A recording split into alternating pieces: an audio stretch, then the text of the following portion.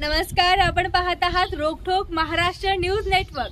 ताज्या घडामोडींसाठी आजच आमच्या रोकठोकच्या YouTube चॅनलला सबस्क्राइब करा आणि शेजारील बेल आयकॉनवर क्लिक करायला विसरू नका।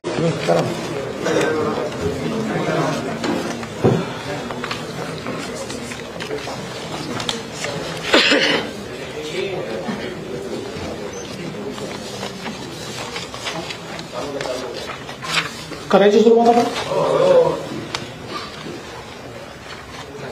मराठा आरक्षणाच्या संदर्भात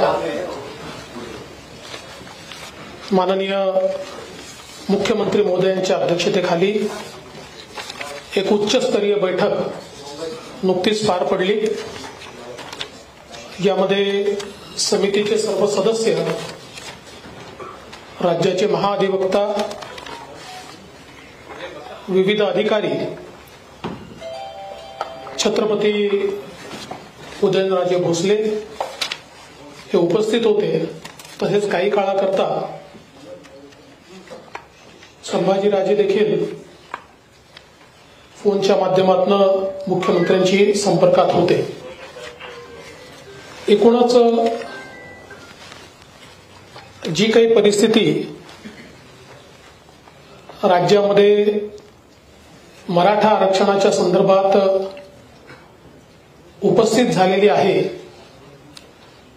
त्याच्यावर देखील या ठिकाणी चर्चा करण्यात आली। जालन्याला जे उपोषण चाललेलं आहे त्यातील मागण्यांच्या संदर्भात देखील या ठिकाणी सखोल अशी चर्चा करण्यात आली। आपल्याला कल्पना आहे की जालन्यामध्ये जे काही उपोषण चाललेलं आहे त्या ठिकाणी नुकतीच अतिशय दुर्दैवी अशा प्रकारची घटना झाली आणि पोलिसांच्या वतीनं त्या ठिकाणी लाठीचार्ज आणि अश्रुधूरचा प्रयोग करण्यात आला। खरं म्हणजे हे अतिशय दुर्दैवी अशा प्रकारची घटना आहे आणि अशा प्रकारच्या बळाचा वापर करण्याचं समर्थन हे केलंच जाऊ शकत नाही। यापूर्वी देखील 5 वर्ष मी गृहमंत्री होतो आणि जवळपास 2000 आंदोलनं वेगवेगळ्या प्रकारची आरक्षणाच्या संदर्भातली त्याही काळात झाली, परंतु कधीही आम्ही बळाचा उपयोग त्या ठिकाणी केलेला नाही आणि आताही बळाचा उपयोग करण्याचं कुठलं कारणच नव्हतं। त्यामुळे सर्वप्रथम ज्या निष्पाप नागरिकांवर या बळाच्या वापरामुळे ज्यांना इजा झालेली आहे, जे जखमी झालेले आहेत, त्यांच्या प्रती शासनाच्या वतीनं या ठिकाणी मी क्षमा याचना करतो, क्षमा मागतो आणि माननीय मुख्यमंत्र्यांनी या संपूर्ण प्रकरणाची उच्चस्तरीय चौकशी करण्याचा निर्णय घेतलेला, त्या संदर्भात ते सांगतीलच आणि दोषींवर कारवाई करण्याचा निर्णय देखील माननीय मुख्यमंत्र्यांनी या ठिकाणी निश्चितपणे घेतलेला आहे। केवळ या घटनेचं राजकारण होणं हे देखील योग्य नाही। काही पक्षांनी, काही नेत्यांनी तोही प्रयत्न केला, हे अत्यंत दुर्दैवी आहे आणि विशेषतः जाणीवपूर्वक लाठीचार्जचे आदेश मंत्रालयातून आले, ते वरून आले, अशा प्रकारचा नरेटिव्ह तयार करण्याचा प्रयत्न झाला। खरं म्हणजे या सगळ्या नेत्यांना माहिती आहे की लाठीचार्जचा आदेश देण्याचे अधिकार हे एसपी आणि डीवायएसपीच्या लेवलला असतात, त्याकरता कोणालाही विचारावं लागत नाही। मग माझा सवाल असेल की ज्यावेळी निष्पाप 113 गोवारी पोलिसांच्या हल्ल्यामध्ये मारले गेले त्यावेळी त्याचा आदेश कोणी दिला होता का? तो मंत्रालयातून आला होता का? किंवा मावळला ज्यावेळी शेतकरी हे त्या ठिकाणी गोळीबारामध्ये दुर्दैवाने मृत्युमुखी पडले, त्यावेळी ते आदेश कोणी दिले होते का? किंवा त्यावेळी मग तेव्हाचे मुख्यमंत्री, कारण पृथ्वीराज चव्हाण म्हणाले, तर तेव्हाच्या मुख्यमंत्र्यांनी ते आदेश दिले होते का? मग एवढे निष्पाप त्या ठिकाणी शेतकरी मृत्युमुखी पडल्यानंतर त्यांनी राजीनामा का दिला नाही? त्यामुळे मुळातच घटना चुकीचीच आहे, परंतु त्याचं राजकारण करून अशा प्रकारे जणू काही सरकार हे करताय हे दाखवण्याचा जो प्रयत्न आहे, मला विश्वास आहे की लोकांनाही हे कळतं की याच्यामध्ये राजकारण करणं चाललेलं आहे. खरं म्हणजे एक गोष्ट या ठिकाणी लक्षात घेतली पाहिजे की आरक्षणाचा जो कायदा आहे, हा कायदा 2018 साली आपण तयार केला आणि त्यानंतर माननीय उच्च न्यायालयाने तो कायदा अफेल्ड केला, तो मान्य केला. देशामध्ये आतापर्यंत आरक्षणाचे 2च कायदे मान्य झालेले आहेत, एक तमिळनाडूचा आणि दुसरा महाराष्ट्राचा. आणि त्यानंतर जोपर्यंत तेव्हाचं आमचं सरकार होतं, सर्वोच्च न्यायालयामध्येही ती केस वारंवार गेली, पण सर्वोच्च न्यायालयाने त्याच्यावर स्थगिती देण्यास नकार दिला. त्यानंतर सरकार बदललं आणि आपल्याला कल्पना आहे की 9/9/2020 रोजी त्याच्यावर स्थगिती आली आणि 5/5/2021 रोजी तो रद्दबादल करण्यात आला. आता परवा माननीय उद्धव ठाकरेजी हे जालन्याला गेले होते आणि त्यांचं भाषण मी ऐकलं आणि त्यांनी सांगितलं की याच्यावर लगेच वटहुकूम काढा. माझा त्यांना सवाल आहे, 5/5/2021 पासनं 1 वर्ष 1 महिना उद्धव ठाकरेजी तुम्ही मुख्यमंत्री होतात, मग जर याच्यावर वटहुकूम निघू शकत होता तर तो तुम्ही का काढला नाही? तुम्ही त्यावेळेस का चूप बसला? त्यामुळे निव्वळ राजकारण करायचं अशा प्रकारचा हा जो उद्योग आहे, आता अर्थात मी त्याच्यावर काही बोलणार नाही, कारण जे राजकारण करायला गेले त्यांना जनतेने तिथे उत्तरं दिली. आणि मग त्यानंतरही आपल्याला कल्पना आहे की उद्धवजींना ज्यावेळेस ते जात होते त्यावेळेस राजेश टोपेंना काय काय सर्कस करावे लागले. मी त्याच्यावर काही बोलणार नाही, मला त्याच्यावर बोलायचं नाही. पण माझी अपेक्षा आहे, याचं कारण असं आहे की मागच्या सरकारच्या काळामध्ये केवळ आम्ही आरक्षणच दिलं असं नाही, तर ज्या ज्या सवलती ओबीसी समाजाला आहेत त्या सगळ्या सवलती या त्यावेळेच्या आमच्या सरकारने मराठा समाजाला दिल्या. मग त्याच्यामध्ये शैक्षणिक फीची प्रतिपूर्ती ओबीसी प्रमाणे 504 कोर्सेसमध्ये केली. अण्णासाहेब पाटील आर्थिक विकास महामंडळ जे बंद होतं, मृतव्रत होतं, ते आपण सुरू केलं आणि या ठिकाणी त्यांच्या चिरंजीवांना आपण अध्यक्ष केलं. आज या ठिकाणी आपल्याला मला सांगितलं पाहिजे की अण्णासाहेब पाटील आर्थिक विकास महामंडळाच्या माध्यमातून आतापर्यंत जवळपास 70,000 लाभार्थी आपण तयार केले आहेत.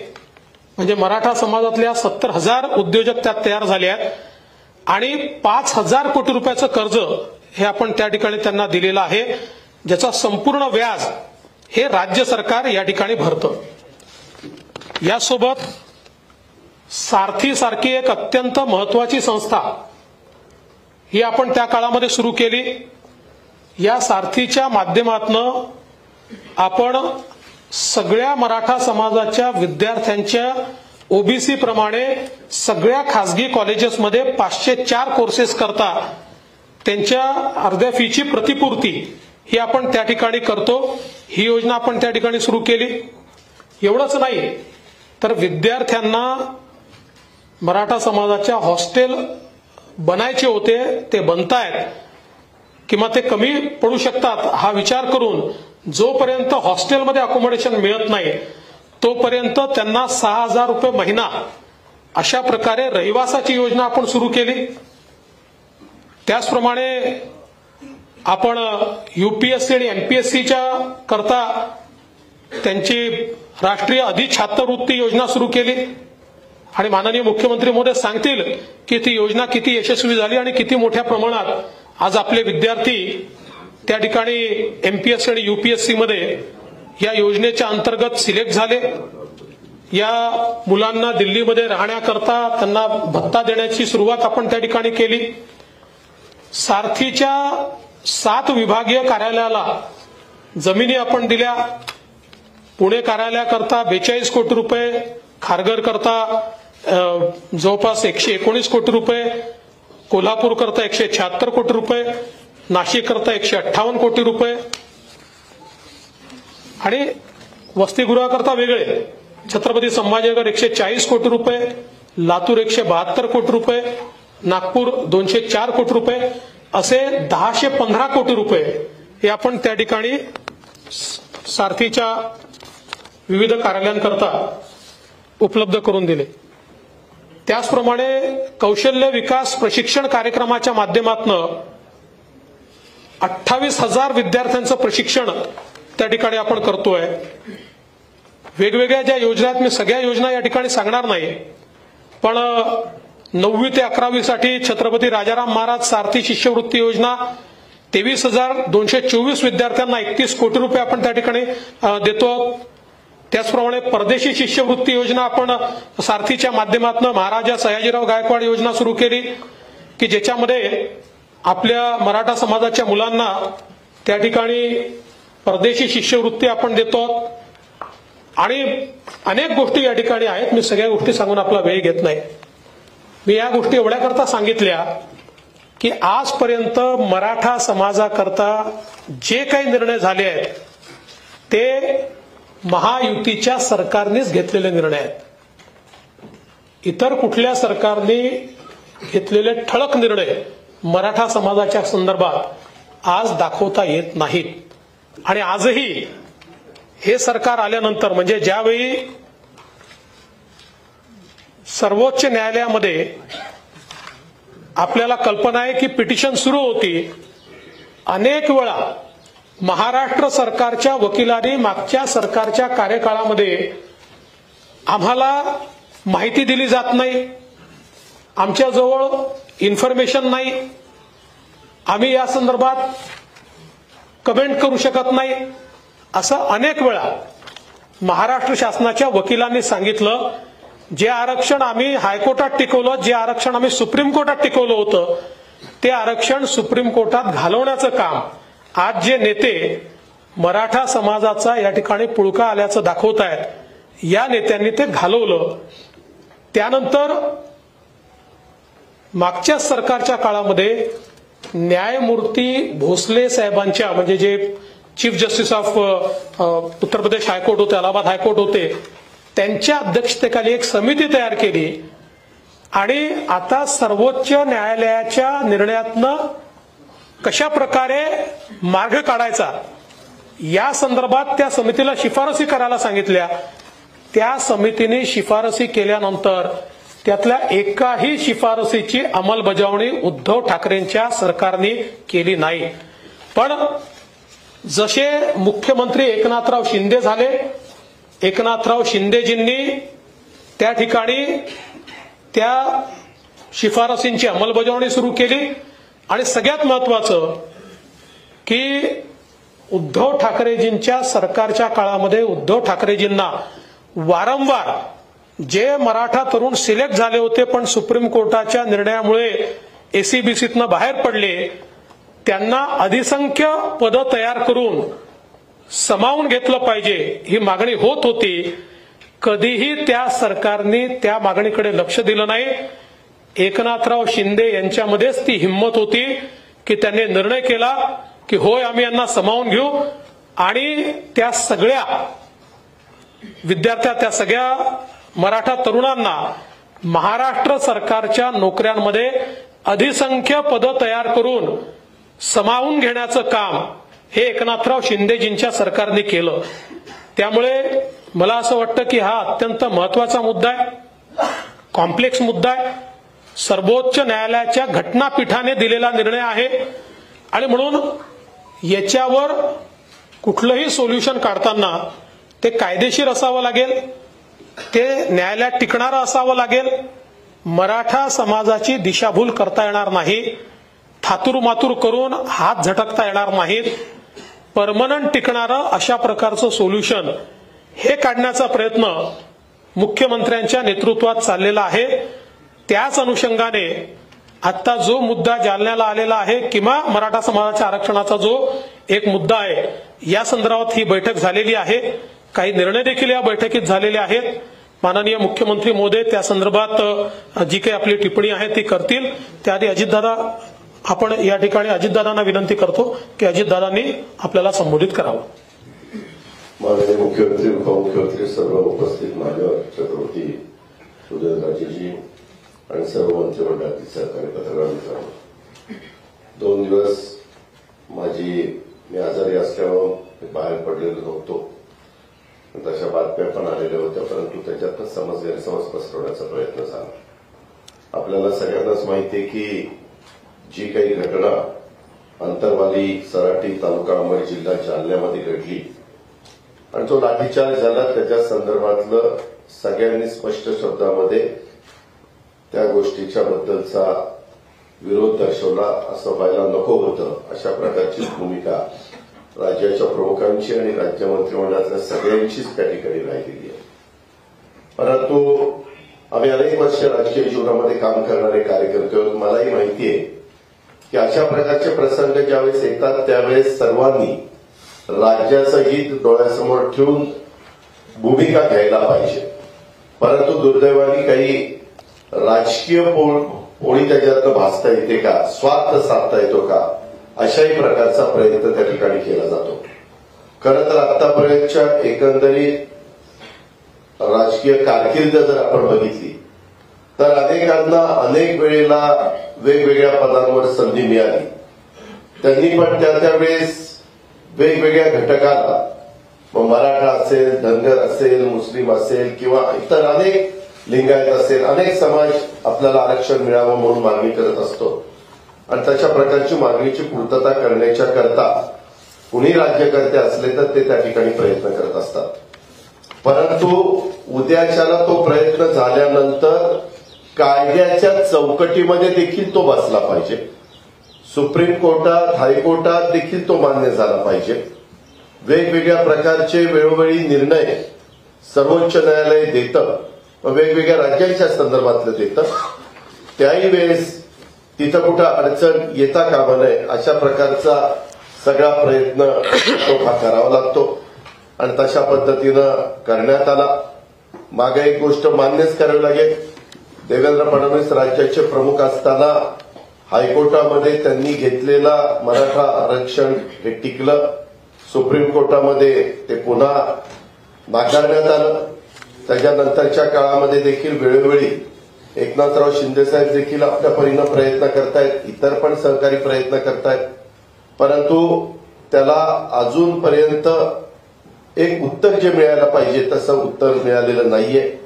शेवटी सुप्रीम कोर्टाने कोणत्या कारणाकरता ते नाकारलंय त्याचा बारकाईनं अभ्यास करून देखील कमिटी नेमण्याचा निर्णय त्या ठिकाणी घेण्यात आला. अशा या सगळ्या बाबी आहेत आणि या सगळ्या बाबी असताना अनेकांना अनेक प्रकारे आपली आपली भूमिका मांडायची. खरं तर आज देखील ज्या एकनाथराव शिंदेच्या अध्यक्षतेखाली जी कमिटी झाली आहे त्या कमिटीमध्ये ह्या सगळ्या गोष्टीचा ओहापोह झाला. अॅडव्होकेट जनरलला बोलवण्यात आलेलं होतं.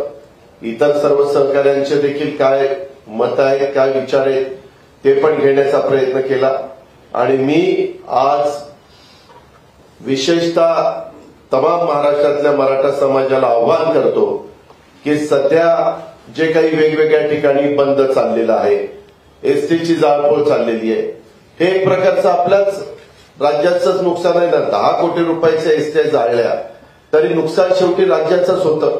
पाठीमागच्या काळामध्ये वेगवेगळ्या प्रकारची आंदोलनं मराठा आरक्षण मिळालं पाहिजे म्हणून झाली. ती इतकी अभूतपूर्व होती की सगळ्यांनी कौतुक केलं, देश पातळीवर त्याचं कौतुक झालं की किती शांततेच्या मार्गाने हा समाज आंदोलन करू शकतो, कुठंही हुकिचू झालं नाही. परंतु आता मात्र त्याला गालबोट लावण्याचा प्रयत्न झाला. तो जो कोणी एकंदरीतच वेगवेगळ्या मागण्या आहेत त्या मागण्यांच्या बद्दल माझ्यानंतर स्वतः राज्याचे प्रमुख जास्त अधिकारवाणीनं सांगतील. परंतु मला सर्वांना आवाहन करत असताना सांगायचंय, अतिशय सकारात्मक अशा प्रकारची चर्चा आताच्या बैठकीमध्ये झाली. श्रीमंत उदयनराजे भोसले साहेब पण तिथे गेलेले होते. राज्य सरकारच्या वतीनं मुख्यमंत्र्यांनी स्वतः त्या बाबतीमध्ये गिरीश महाजन साहेबांना देखील पाठवलेलं होतं. ते पण तिथं जाऊन मनोज जरांगे पाटील जे आंदोलनकर्ते आहेत त्यांच्याशी त्यांनी चर्चा केली. त्यांच्याबरोबर काय चर्चा झाली काय नाही तेही त्यांनी सांगितलं. आणि आता पुन्हा मुख्यमंत्र्यांनी गिरीश महाजन साहेबांना तिथं जायला सांगितलेलं आहे, चर्चा करायला सांगितलेली आहे. चर्चेतनं नेहमी चांगला कुठला ना कुठला मार्ग काढता येतो. माझी तमाम समाजाला, मराठा समाजाला, मग सकल समाज असेल, सगळेच याच्यामध्ये काम करणारे सहकारी असतील, त्यांना आवाहन करायचंय. काहींना जाणीवपूर्वक बदनाम करण्याचा प्रयत्न किंवा काही जण खुशाल सांगतात वर्ण आदेश आले. मी आपल्याला सगळ्यांना सांगतो की वर्ण जर आदेश आलेला सिद्ध करून दाखवलं तर आम्ही म्हणेल ते ऐकू. परंतु कारण नसताना उगीच शंका निर्माण करायच्या, गैरसमज निर्माण करायचे, समाजामध्ये अस्वस्थता निर्माण करायची आणि त्याच्यातनं काही आपल्याला साध्य करता येतं का अशा प्रकारचा जो केविलवाणा प्रयत्न चाललेला आहे तो आपल्या महाराष्ट्राला परवडणारा नाही. आपला महाराष्ट्र सुसंस्कृत महाराष्ट्र आहे याची ओळख सगळ्यांनी डोळ्यासमोर त्या ठिकाणी ठेवली पाहिजे. आणि आता या सगळ्या गोष्टी होत असताना इथून पुढच्या काळामध्ये आंदोलनं ही थांबवली पाहिजेत. शांततेच्या मार्गाने आंदोलन करण्याचा अधिकार तो प्रत्येकालाच आहे, तो कुणी काढून घेतलेला नाही. परंतु ज्याच्यातनं इतरांना त्रास होईल, इतरांना अडचणी होतील. आता आज काहीतरी तलाठ्यांच्या संदर्भातल्या परीक्षा होत्या, बऱ्याचशा ठिकाणी बसेस बंद असल्यामुळे मुलींना तिकडे जाता आलं नाही. इनडायरेक्ट समाजातल्याच काही लोकांचं त्याच्यातनं नुकसान होतं. अशा पद्धतीनं नुकसान कुणीच कुणाचं करू नये अशाही प्रकारचं आव्हान मी या पत्रकार परिषदेच्या निमित्तानं करतो. आणि स्वतः एकनाथराव शिंदे साहेब तिथं राज्याचे प्रमुख म्हणून बसलेले आहेत. मी त्याच्यामध्ये उपमुख्यमंत्री आहेत, देवेंद्रजी आहेत, बाकीचे मंत्रिमंडळातले सगळे सहकारी आहेत. शेवटी राज्याला पुढे देत असताना सर्व जाती धर्माच्या लोकांना न्याय मिळाला पाहिजे. प्रत्येकाची रास्त मागणी ही पूर्ण आपल्याला करता आली पाहिजे आणि त्याच्यातून एक चांगलं वातावरण आपल्या राज्यामध्ये निर्माण करून शांतता प्रस्थापित करण्याचं देखील काम करायचं असतं. कायदा सुव्यवस्था चांगली ठेवण्याचं काम करायचं असतं. कारण लवकरच आता दहीहंडी येणार, त्याच्यानंतर गणेशोत्सव येणार आहे, त्याच्यानंतर नवरात्र येणार आहे, त्याच्यानंतर ईद पण येणार आहे आणि दसरा दिवाळी पण येणार आहे. आपल्या सगळ्यांच्या दृष्टीने हे सगळे आनंदाचे सण आहे, उत्सव आहे आणि त्याच्यात उभा महाराष्ट्र त्यामध्ये स्वतः भाग घेत असतो याची पण जाणीव सगळ्यांनीच ठेवली पाहिजे. आणि मी पुन्हा एकदा मनोज जरांगे पाटील आणि सर्वच सहकाऱ्यांना आव्हान करीन की आपले जी काही अपेक्षा, आपली जी काही मागणी आहे त्या संदर्भामध्ये एकनाथराव शिंदे साहेबांच्या नेतृत्वाखालचं महाराष्ट्राचं सरकार सकारात्मक आहे. आपण त्यामध्ये सहकार्य करावं, आपण त्याच्यामध्ये प्रतिसाद द्यावा अशाच प्रकारचं आव्हान करतो आणि थांबतो. धन्यवाद.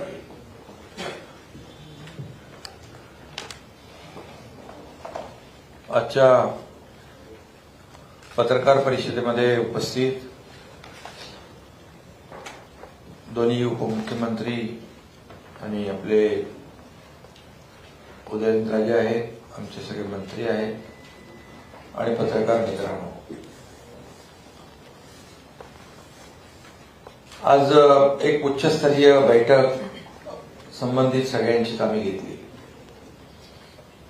जालनामध्ये जे आंदोलन, उपोषण, त्यानंतर झालेल्या दुर्दैवी प्रकार, दुर्दैवी घटना या बाबतीमध्ये मी स्वतः उपोषणकर्ते मनोज जरांगे पाटील यांच्याशी देखील बोललो होतो. त्यांनाही सांगितलं होतं की उपोषण आणि आपल्या जे काही आंदोलन आहे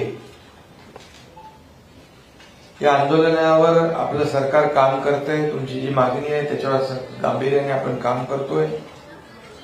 त्या ठिकाणी मंत्री गिरीश महाजन, सावे, भुमरे, दानवे, रावसाहेब दानवे यांना देखील मी स्वतः पाठवलं होतं आणि त्यांच्याशी चर्चाही करायला लावली.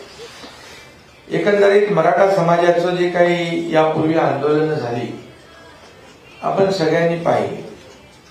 खूप मोठ्या प्रमाणावर लाखांचे मोर्चे, 58 मोर्चे या महाराष्ट्रात निघाले, परंतु अतिशय शिस्तबद्ध पद्धतीने निघाले. कुठेही काही गालबोट लागले नाही, कायदा सुव्यवस्था अबाधित राहिली. परंतु दुर्दैवाने काल 2-3 दिवसामध्ये जे काही सुरू आहे, मी कालही माझ्या भाषणातून सांगितलं की मराठा समाज हा अतिशय शिस्तबद्ध आणि शिस्तप्रिय आहे. याचा अनुभव आपल्याला गेल्या काही वर्षांमध्ये आला. परंतु आंदोलनाच्या माध्यमातून, आंदोलनाच्या आडून काही लोक जे या महाराष्ट्रामध्ये शांतता बिघडवण्याचं काम, किंबहुना जातीमध्ये तेढ निर्माण करण्याचं काम करू इच्छित आहेत, त्यांच्यापासून आपल्या मराठा समाजाने, मराठा क्रांती, मराठा समन्वयकांनी सावध भूमिका घेतली पाहिजे, सावध राहिलं पाहिजे. हे आताही मी या ठिकाणी सांगू इच्छितो. उदयनराजेंना मी मनापासून धन्यवाद देतो. ते स्वतः गेले तिकडे, त्याची भेट घेतली आणि त्याला आपल्या तब्येतीची काळजी घेण्याच्याही सूचना दिल्या. आणि त्याचबरोबर छत्रपती संभाजीराजे देखील गेले, त्यांनी देखील शांतता प्रस्थापित झाली पाहिजे अशा प्रकारचा प्रयत्न केला. इतर जे कोणी लोक जात होते ते त्याला सांगत होते आम्ही तुझ्या सोबत आहोत, पण शेवटी त्याचा जीव जो आहे त्याच्या जीवाची काळजी सरकारला आहे. कुणालाही कोणी असं त्याची प्रकृती खालावल्यामुळे त्या ठिकाणी जिल्हाधिकारी, एसपी आणि इतर अधिकारी गेले त्याला हॉस्पिटलाइज करण्यासाठी. परंतु दुर्दैवाने तो प्रकार झाला, व्हायला नको होता तो झाला. आणि हे आम्हालाही त्याची खंत आहे, आम्हालाही दुःख आहे. शासन आपलं संवेदनशील शासन आहे, सर्वसामान्य माणसाला न्याय देणारं सरकार आहे. आपण गेले वर्षभर काम आमचं पाहत आहे आणि प्रत्यक्ष जे काही निर्णय घेतले आम्ही ते सर्वसामान्यांच्या हिताचे निर्णय घेतलेले आतापर्यंत. देवेंद्रजींनी आणि अजितदादांनी देखील खुलासेवर या बाबतीत सांगितलं की मराठा समाजाच्या बाबतीत जे काय आम्ही शासन गंभीर आहे आणि गांभीर्याने आपण त्याच्यावर काम करतोय. जर सरकार गंभीर नसतं तर जेव्हा देवेंद्र फडणवीस साहेब मुख्यमंत्री होते त्यावेळेस मी त्या समितीमध्ये होतो, चंद्रकांत दादा होते, अनेक लोक होते आणि दिवस रात्र त्याच्यावर काम केल्यानंतर आपण मराठा समाजाला आरक्षण देण्याचा निर्णय घेतला, कायदा केला. हे सर्वश्रुत आहे आणि हायकोर्टामध्ये देखील तो ग्राह्य ठरला. तिथे देखील जे काही ज्या बाबी कोर्टाच्या समोर निदर्शनास आणायला पाहिजे त्या आणल्या गेल्या आणि मराठा समाज कसा आर्थिकदृष्ट्या, सामाजिकदृष्ट्या मागास आहे हे सिद्ध केलं गेलं आणि त्यावेळी मराठा समाजाला आरक्षण मिळालं होतं. हे सुप्रीम कोर्टामध्ये काही लोक गेले. वर्षभर सुप्रीम कोर्टात जेव्हा सरकार आपलं होतं महायुतीचं त्यावेळेस वर्षभरानंतर सरकार बदलल्यानंतर दुर्दैवाने सुप्रीम कोर्टामध्ये ते आरक्षण रद्द झालं. आता त्याच्यात मी खोलात जाऊ इच्छित नाही, परंतु जे आज त्या ठिकाणी जाऊन आरक्षण मिळालं पाहिजे त्याच्यामध्ये अशोक चव्हाण असतील, ते उपसमितीचे अध्यक्ष होते, त्याचबरोबर माजी मुख्यमंत्री असतील. त्यांनी ज्या प्रकारचं भाष्य केलं हे भाष्य तर कोणालाही करता येईल, परंतु जेव्हा आपण त्या पदावर होतो मग त्यावेळेस निर्णय घ्यायला कोणी हात बांधले होते हाही प्रश्न निर्माण होऊ शकतो. देवेंद्रजी त्याबद्दल बोललेले आहे आणि मला आठवत आहे की ज्या पद्धतीने मराठा समाजाला आरक्षण मिळालं पाहिजे ही भूमिका आम्ही घेतली. ही भूमिका घेत असताना आणि ही प्रामाणिक भूमिका सरकारची होती, आजही भूमिका आमची प्रामाणिक आहे. आणि जेव्हा अलिसंख्य पदांचा मुद्दा आला, जेव्हा कोर्टामध्ये सुप्रीम कोर्टात काही बाबी ज्या आहेत या बाबी कोर्टाच्या निदर्शनास त्यावेळेचे लोक आणू शकले नाही दुर्दैवाने. हे दुर्दैव आहे आणि खऱ्या अर्थाने त्याच्यावर देखील आपण काम करतोय. कारण ज्या त्रुटी सुप्रीम कोर्टाने काढलेल्या आहेत, भोसले समिती काम करते, आम्ही सगळं आपलं काम, सरकार काम करतंय, शासन काम त्याच्यावर करतंय, त्या त्रुटी दूर कशा होती. आणि मराठा समाज हा मागास नाही हे जे सुप्रीम कोर्टाने आपला निर्णय देताना म्हटलेला आहे आणि त्या जे काही एव्हिडन्स आहे, जे पुरावे आहेत, ज्या काही बाबी कोर्टाच्या निदर्शनास आणल्या पाहिजे त्या देखील कशा आणता येईल यावर आपलं काम सुरू आहे. त्यात मी खोलात जात नाही. परंतु त्याच काळात अधिसंख्य पदांचा जो विषय आला, सिलेक्शन झालं पण अपॉइंटमेंट झाली नव्हती. 3,700 विद्यार्थी होते. त्यावेळी देखील निर्णय घ्यायला पाहिजे होता अधिसंख्य पदाच्या बाबतीत. पण त्यावेळेस क्वांटेम होईल, असं होईल, तसं होईल, या सगळ्या बाबी पुढे आणल्या जात होत्या. परंतु मी आपल्याला सांगू इच्छितो, मुख्यमंत्री झाल्यानंतर 3,700 अधिसंख्य अजितदादा देखील त्यावेळेस साक्षीदार आहेत. आम्ही सगळे प्रामाणिकपणे त्या मराठा समाजाच्या पाठीशी खंबीरपणे उभे होतो. परंतु शेवटी राज्याचा प्रमुख म्हणून जेव्हा त्याची इच्छाशक्ती असावी लागते, त्याला प्रामाणिकपणे तळमळीने या मराठा समाजाला आरक्षण मिळालं पाहिजे भूमिका घेण्याचं म्हणजे इच्छा असली पाहिजे. त्यावर मी आता आजच्या या बैठकीत बोलू इच्छित नाही. बोलेन मी काय काय घटना घडलेल्या आहेत. आणि मग अधिसंख्य पद 3,700 मुलांचा जेव्हा भवितव्याचा विषय होता, मुख्यमंत्री झाल्या आम्ही तो पहिला निर्णय घेतला आणि अधिसंख्य पदांना 3,700 लोकांना आम्ही अपॉइंटमेंट दिल्या आणि ते आज काम करतायत. त्यानंतर अनेक जे निर्णय घेतले, आता मगाशी देवेंद्रजींनी सांगितले किती निर्णय घेतले. अण्णासाहेब पाटील आर्थिक विकास महामंडळ 10 लाखाचं 15 लाख केलं आपण. जवळपास 4,000-5,500 कोटी रुपयाचं बँक लोन त्या अण्णासाहेब पाटील आर्थिक विकास महामंडळाच्या माध्यमातून तरुणांना दिलं गेलं. त्याचं व्याज आपण सरकार म्हणून आपण भरतोय. त्याच्यामध्ये 67,000-70,000 तरुणांना त्याचा फायदा झाला. सारथीच्या माध्यमातून आपण अनेक निर्णय घेतोय. मुलांना नोकऱ्या मिळाल्या पाहिजे. त्याचबरोबर त्यांचे परदेशी जाणारी फी आपण भरतोय. जवळपास 2,000 कोटी रुपये सरकार फी भरतंय. आज युपीएससीची जवळपास 51 मुलं जे आहेत युपीएससी सिलेक्ट झाली. आयएएस मध्ये, काही आयपीएस मध्ये, काही आयआरएस मध्ये आणि त्याचबरोबर 300 पेक्षा जास्ती एमपीएससी मध्ये देखील सिलेक्शन त्यांचं झालं क्लास 1 आणि क्लास 2 मध्ये. हे सरकारचं काम आहे आणि सरकार याच्यावर प्रामाणिकपणे काम करतंय. मी आपल्याला एवढंच सांगतो की आता देखील मराठा समाजाला आरक्षण मिळालं पाहिजे. ते कायद्याने टिकलं पाहिजे. ते फुलप्रूफ असलं पाहिजे. आम्हाला कोणाची फसवणूक करायची नाही आणि म्हणूनच त्याच्यावर अतिशय गांभीर्याने सगळ्या बाबी मी इथे आपल्या समोर स्पष्ट करू इच्छित नाही. परंतु कालही मी म्हणालो, मराठा समाजाला आरक्षण देण्याची भूमिका जेव्हा युती सरकार मुख्यमंत्री देवेंद्रजी होते तेव्हाही आम्ही करून दाखवलं आणि आताही मी या ठिकाणी सांगतो, मराठा समाजाचं जे आरक्षण आहे हे आरक्षण मिळालं पाहिजे. यासाठी जे काही करा, आम्ही टास्क फोर्स केलाय. आपले हरीश साळवे साहेब आहेत, त्याच्या सगळ्या वकिलांची मी नावं घेत नाही, तज्ञ लोक आहे. टास्क फोर्सच्या माध्यमातून त्याच्यावर काम सुरू आहे आणि जे काही आयोग आहे, आयोगाला देखील सूचना केलेल्या आहेत की ज्या त्रुटी सुप्रीम कोर्टाने याच्यामध्ये काढलेल्या आहेत, या त्रुटी दूर करण्यासाठी जे काही इम्पिरिकल डेटा असेल, आणखी जे काय ते करण्याचं काम आपलं सरकार करतंय आणि त्याच्यामध्ये कुठेही सरकार मागे पडणार नाही, कुठेही मागे राहणार नाही. त्यासाठी जे काही करावं लागेल मराठा समाजाला आरक्षण देण्यासाठी ही भूमिका स्पष्टपणे आमच्या सरकारची आहे. त्याच्यामध्ये कुठेही किंतु परंतु नाही.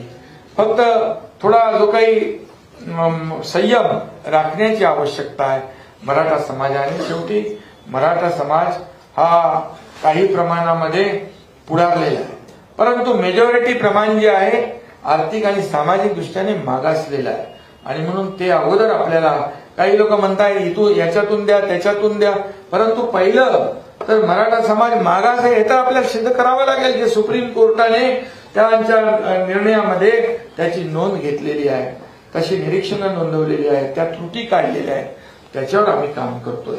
आणि आपल्याला मी मराठा समाजाला पूर्णपणे आपल्या मीडियाच्या माध्यमातून विनंती आणि माझं आवाहन आहे की सरकार पूर्णपणे प्रामाणिकपणे गांभीर्याने मराठा समाजाला आरक्षण देण्याच्या बाजूचं आहे, यावर पूर्ण विश्वास ठेवा.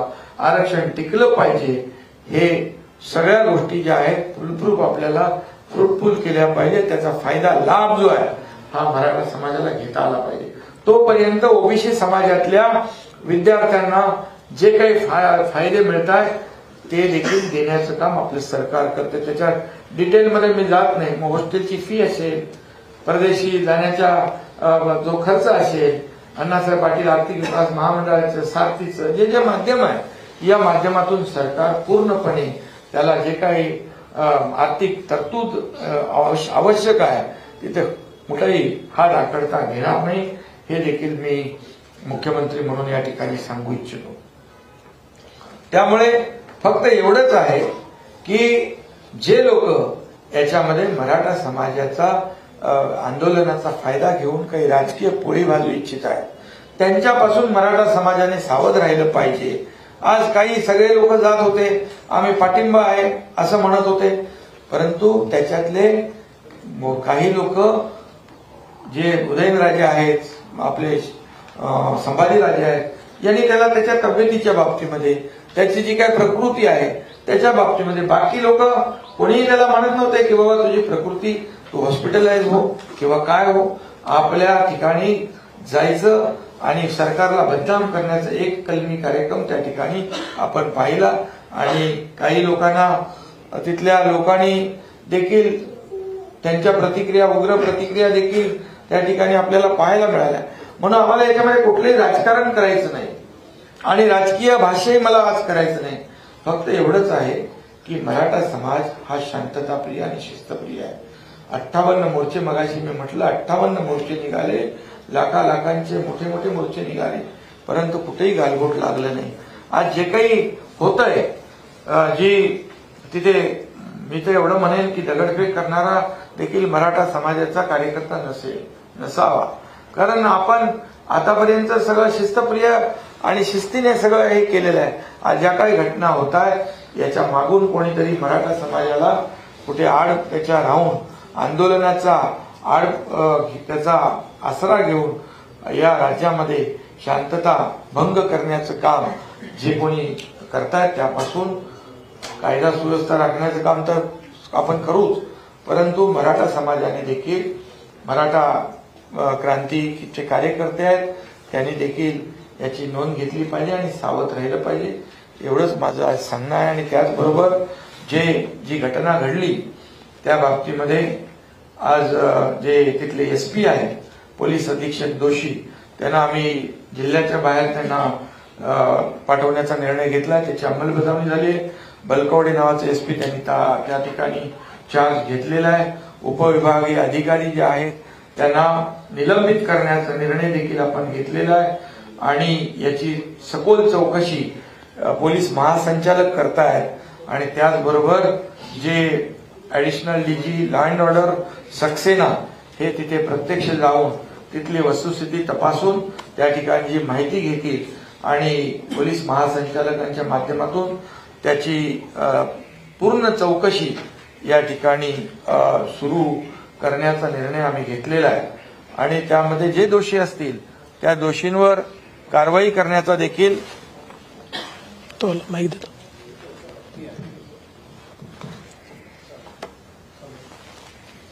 दोषींवर पूर्णपणे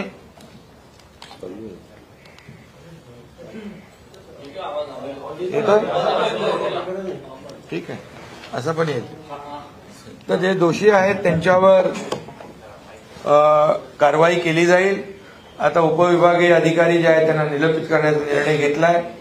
आणि यानंतर चौकशीमध्ये जे काही समोर येईल त्या चौकशीच्या अहवालाप्रमाणे शासन पूर्णपणे कारवाई करेल. मराठा समाजातल्या कार्यकर्त्यांना कुठलाही त्रास होणार नाही याची देखील शासन काळजी घेईल.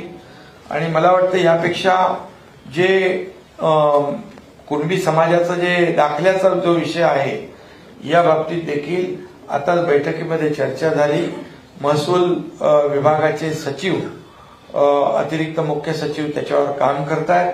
आणि ज्या जुन्या नोंदी, त्यांचं मनोज जरांगे पाटील यांची मागणी होती की जुन्या ज्या नोंदी आहेत कुणबी मराठा कुणबी अशा प्रकारच्या त्यांना दाखले मिळायला अडचण होती आहे आणि त्यासाठी जी समिती आम्ही गठीत केलेली आहे त्या समितीने देखील एका महिन्यामध्ये त्यांचा पूर्ण अहवाल या ठिकाणी शासनाला देण्याचा त्या सूचना त्यांना दिलेल्या आहेत. त्यामुळे ती देखील जी कुणबी समाजाचे जे दाखले कुणबी दाखले देण्याचा जी काही मागणी त्यांची आहे त्यावर देखील आम्ही युद्ध पातळीवर काम करतोय. आज हे आपले गिरीश महाजन देखील त्या ठिकाणी जातील, आमचे मंत्री जातील, त्यांच्याशी चर्चा करतील. शेवटी चर्चेतून हा प्रश्न सुटणार आहे, संवादाने हा प्रश्न सुटणार आहे. त्यामुळे जी मागणी त्यांची आहे त्यावर सरकार पूर्ण गांभीर्याने काम करत आहे. आणि मनोज जरांगे पाटील यांना देखील माझं आव्हान आहे की त्यांच्याबरोबर देखील यापूर्वी देखील काही विषयावर बैठका झाल्या आणि सरकारने पूर्णपणे सकारात्मकता दाखवलेली आहे. त्यामुळे माझं त्यांनाही आव्हान आहे की मराठा समाजाला पूर्ण आरक्षण देणं हा मोठा जो मुद्दा आहे त्याच्यावर सरकार पूर्णपणे गांभीर्याने काम करत आहे. आणि हा जो कुणबी दाखल्याचा जो विषय आहे त्याच्यावर देखील सरकारने तात्काळ समिती गठीत केलेली आहे. हे जुने रेकॉर्ड्स आहेत, रेकॉर्ड तपासायला थोडा वेळ लागतो आणि त्या जुन्या नोंदी आहेत. काही प्रमाणामध्ये आमच्याकडे तशा जुन्या नोंदी आणि त्या प्रकारचे काही विभागीय आयुक्त तिथल्या जिल्हाधिकाऱ्यांनी माहिती दिलेली आहे. आणि म्हणून महिन्याभराच्या आतमध्ये पूर्ण माहिती या ठिकाणी आल्यानंतर त्याच्यावर देखील कायदेशीर कारवाई करून जी मागणी त्यांची आहे त्याच्यातून देखील मार्ग निघेल असा विश्वास या ठिकाणी मी व्यक्त करतो. आणि त्याचबरोबर चुकीच्या पद्धतीने ज्या काही केसेस दाखल केल्या असतील त्या केसेस देखील शासन मागे घेईल. शिंदे साहेब, मुळात जो आरोप केला गेलेला आहे तुमच्यावर आणि गृहमंत्र्यांवर हे नेमके आदेश कोणी दिले? कारण की ठाकरे गटाचे नेते तुमच्यावर आरोप करतायत, राष्ट्रवादी शरद पवार गटाचे नेते गृहमंत्र्यांवर आरोप करतायत. हा मुद्दा म्हणून याच्यामधून पहिलं तर त्यांनी एकमत करावं, कुणावर आरोप करायचा, कुणाचा आदेश गेलाय. त्यांच्यात एकमत नाही ना. माझ्यावर काही लोक आरोप करतायत, गृहमंत्र्यांवर काही लोक आरोप करतायत. त्यांनी पहिले एकमत करून आरोप करावा. तुम्हाला एवढंच सांगतो मी, यामध्ये कुठल्याही प्रकारचा आदेश, अरे मराठा आंदोलन करत्यांवर लाठीमार करा अशा प्रकारचा आदेश आम्ही देऊ शकतो? हे चुकीच्या पद्धतीने आरोप करणं, सरकारला बदनाम करण्याचं काम सरकार स्थापन झाल्यापासून सुरू आहे. त्यात नवीन काही नाहीये. परंतु तेही राज्यकर्ते होते, त्यांना माहित आहे ह्या अशा प्रकारचे आदेश दिले जाऊ शकतात का, दिले जातात का. त्यामुळे आरोप हे करणं ह्याच्यामध्ये राजकारण मला आत्ता आणायचं नाहीये. मला एकच आहे, मुख्यमंत्री म्हणून आम्ही या मराठा समाजाच्या पाठीशी आहोत. आम्ही काय, आमचं सगळं सरकार, नाहीतर पूर्वी आम्ही आरक्षण दिलं होतं ना, देवेंद्रजी मुख्यमंत्री होते त्यावेळेस. मग 2.5 वर्ष तुम्ही जे रद्द झालं याला कारणीभूत कोण आहे? सुप्रीम कोर्टामध्ये त्याच्यात पण डिटेलमध्ये आमच्याकडे सगळी माहिती आहे. काय कोणी हलगर्जीपणा केला, कुणाचा नाकारतेपणा आहे. या मराठा समाजाचं आरक्षण जे रद्द झालं यामध्ये कोण जबाबदार आहे? आम्ही दिल्यानंतर वर्षभर सुप्रीम कोर्टामध्ये देखील ते आरक्षण होतं. त्यामुळे आज मी त्यावर बोलू इच्छित नाही. एवढंच सांगतो, याच्यामध्ये विरोधकांनी देखील याच्यात राजकारण आणू नये. हा मराठा समाज जो आहे हा शांतताप्रिय आहे, शिस्तप्रिय आहे आणि याच्या मागून महाराष्ट्र अशांत करण्याचं काम प्रयत्न कुणी करू नये.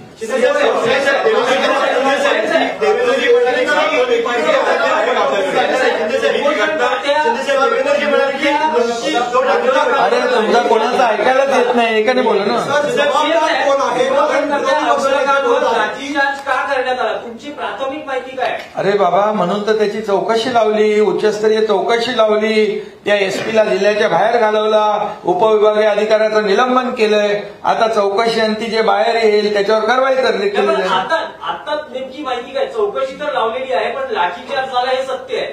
तर मग तो लाठीचार्ज का झाला? बाहेर ते येऊ द्या. काही प्राथमिक, अरे ते बाहेर येऊ द्या ना चौकशी. अरे चौकशी केल्याशिवाय बाहेर पोलीस महासंचालकाला चौकशी करायला करू द्या. उद्धव ठाकरेंनी तो हुकूम काढला नाही त्यावेळी, पण तेव्हाची जी समिती त्याच्यामध्ये आपण स्वतः आणि अजितदादा दोघंही होतात, तेव्हा कुठे गाडी अडली होती? हा होतो ना, आम्ही दोघं होतो, आम्ही सदस्य होतो, आम्ही अध्यक्ष आणि मुख्यमंत्री नव्हतो.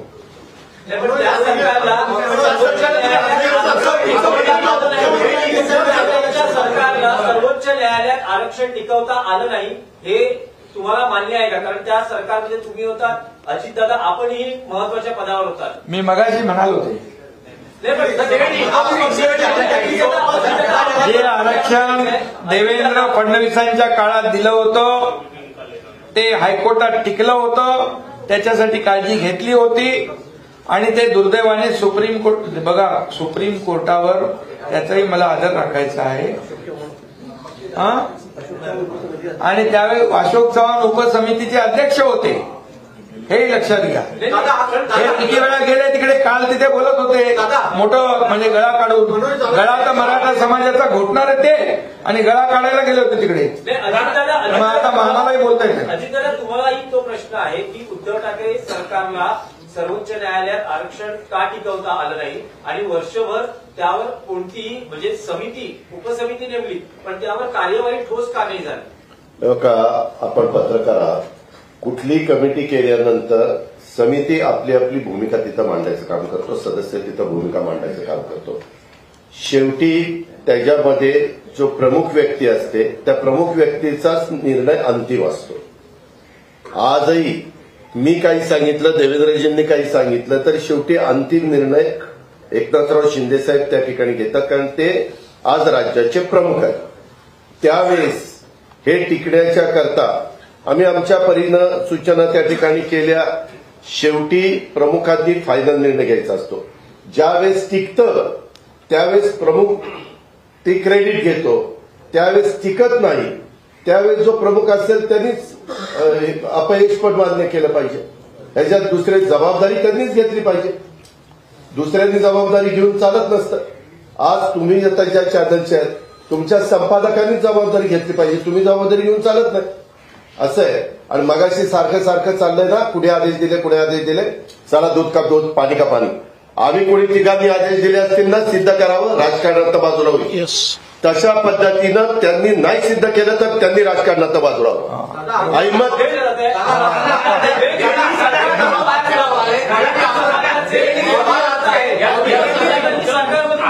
ज्या पद्धतीनं हा सगळा गोंधळ झाला आणि थेट शरद पवार लोकेशनला पोहोचले, लगेच रोहित पवार आपली 2:30 वाजता तिथं पोहोचले. हा सगळ्या तर गोष्टी बघितल्या तर कुठेतरी मराठा विरुद्ध ओबीसी हे गोंधळ निर्माण करण्याच्या सध्या दिसते हालचाली सगळे.